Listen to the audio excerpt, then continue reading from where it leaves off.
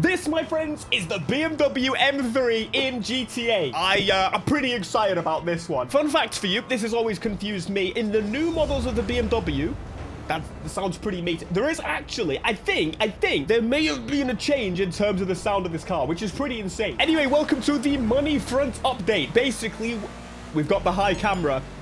We know that there's going to be something on the roof. There's a lot to go. Welcome back.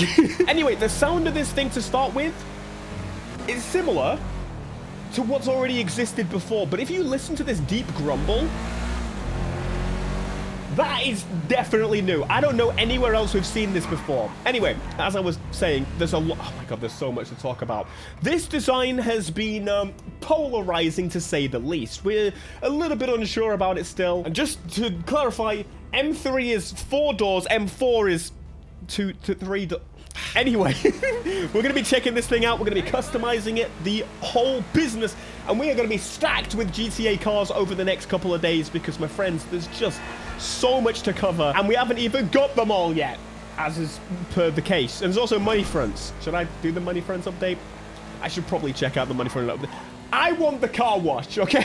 It always has like a bit of a flap sound. Why does it sound like it's got a puncture?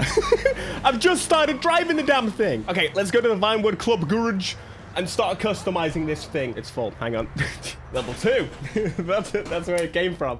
This better have the best customization ever, Rockstar. Well, I'm gonna be sorely damn disappointed. I'm absolutely gonna say M4 at some point in this video, so please understand that I'm just using my logical brain based on the amount of doors that exist in the car.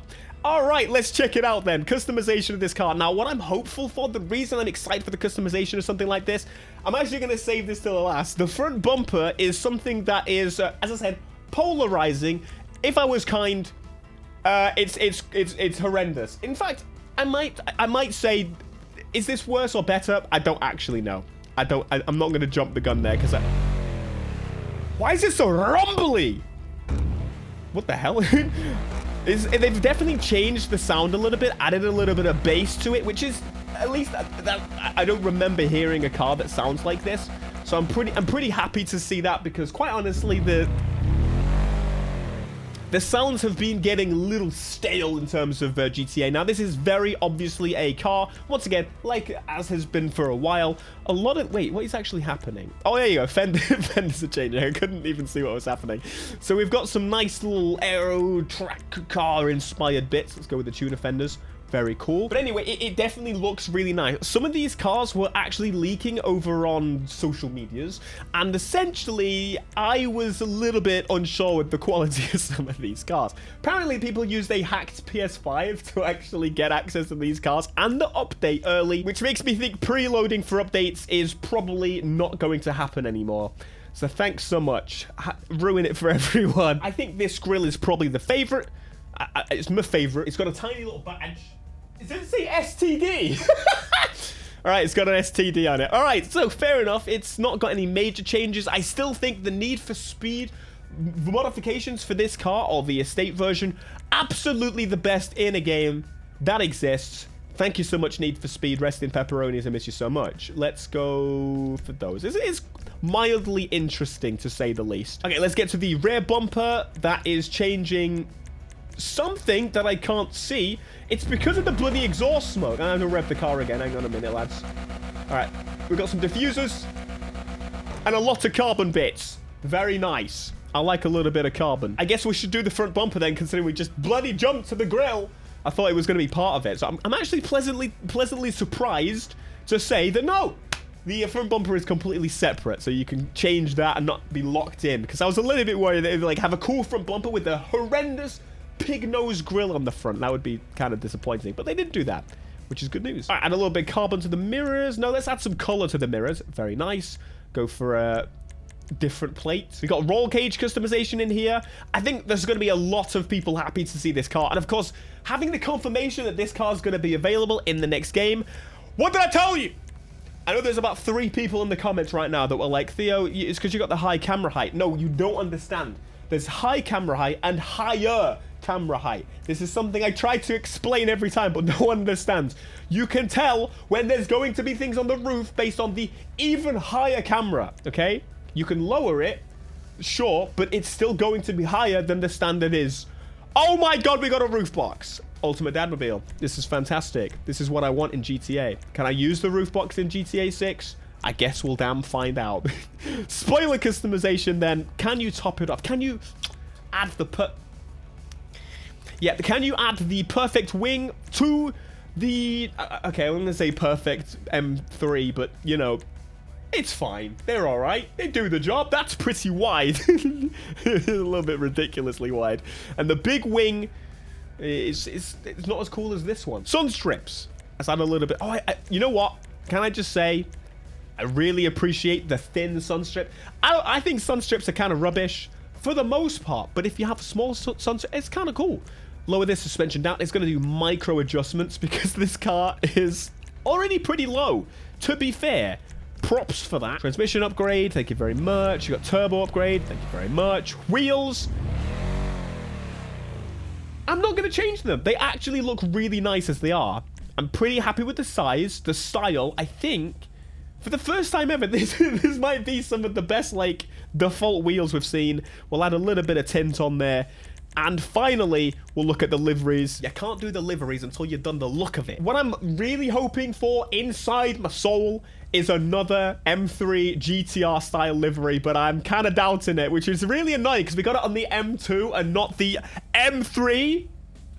See the problem here? It should go on the M4, to be fair, not the... yeah, anyway, carry on. We have got some race liveries and this.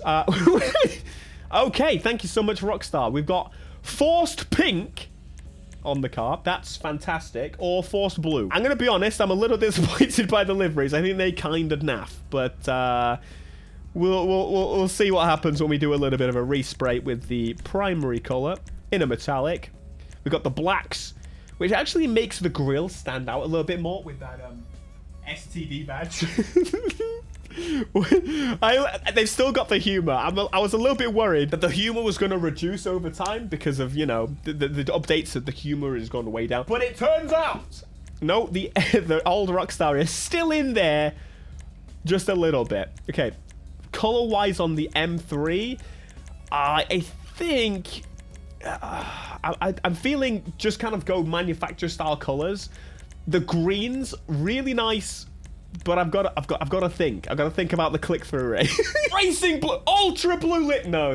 Try not to do ultra. One of the cars at some point in this update is going to be ultra blue.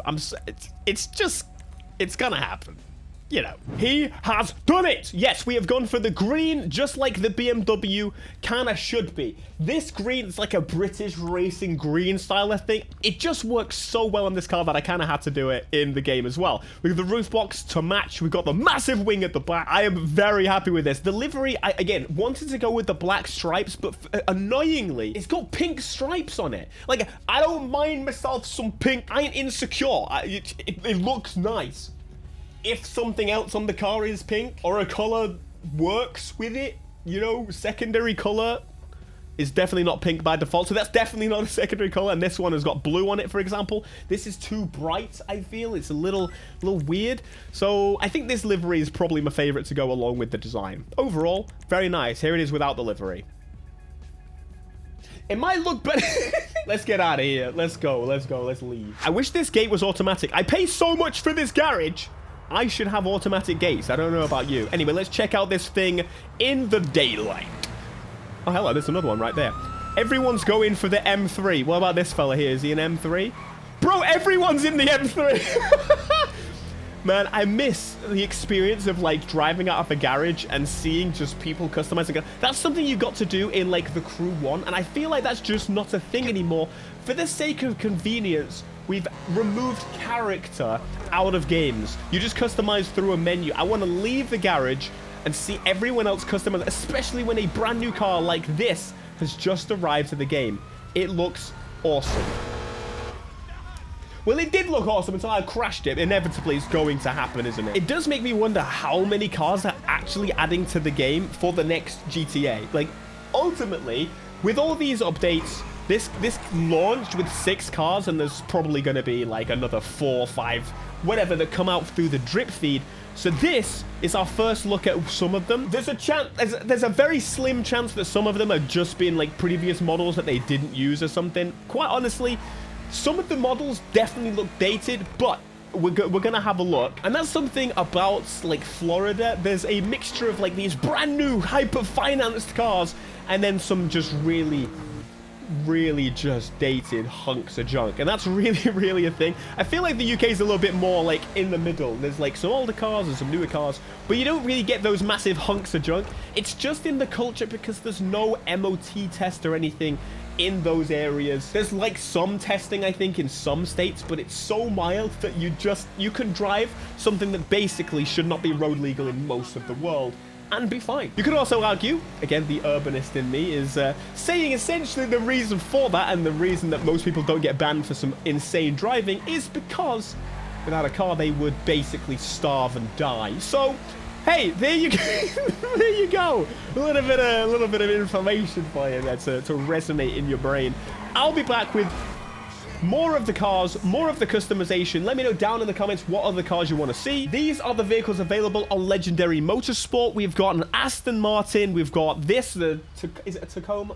A Toyota truck. We've got this bloody thing, which I think is electric. So we'll see about that. And we've also got two other cars from here. We've got the Anis Hardy, which is pretty sweet. And we've got the Karen Woodlander, which is a Subaru. These Subarus, they were questioning the line between estate and SUV, and yeah, I don't want to say I feel good about it. So I hate the thing overall. Oh my god, I'm so sorry, everybody. All right, thanks so much. I'll see you in the next one. Be locked in. Absolutely be locked in.